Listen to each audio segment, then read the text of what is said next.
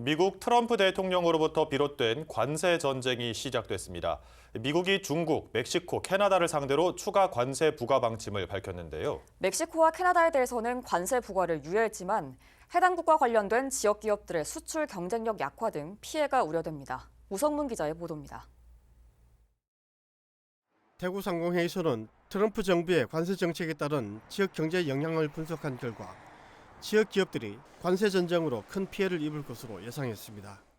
트럼프 정부는 캐나다와 멕시코의 모든 제품에 25%의 관세를 부과하고 중국 제품에는 10% 추가 관세를 부과하겠다고 밝혔습니다.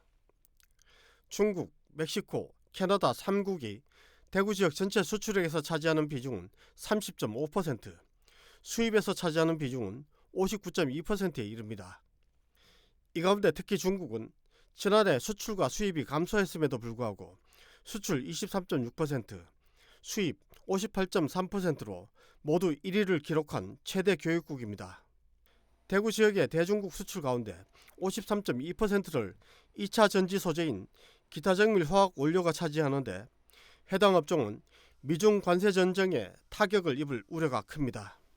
멕시코의 경우 대구 지역 수출 4위 국가로 멕시코에 소재한 엔비디아, 구글 등의 협력업체에 지역업체의 인쇄 회로가 납품되면서 관련 수출이 늘었습니다. 캐나다도 2차 전지 소재 업체의 투자와 기계 장비 수출이 확대되고 있고 농기계 수출도 꾸준히 이뤄지는 상황이어서 미국의 추가 관세 부과 여파에 촉각을 곤두세우고 있습니다. 문제는 이들 3국뿐만 아니라 EU와 일본, 우리나라에도 차례로 관세를 부과할 경우 더욱 직접적이고 큰 타격이 우려된다는 겁니다.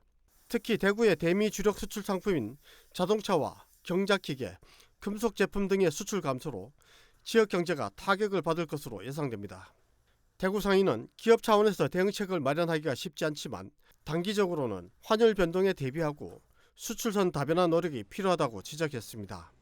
장기적으로는 원가 절감 노력과 미국 현지 생산 시설을 확대하는 방안도 고려할 필요가 있으며 무엇보다 정부의 역할이 중요한 것으로 지적됩니다. BTV 뉴스 우성문입니다.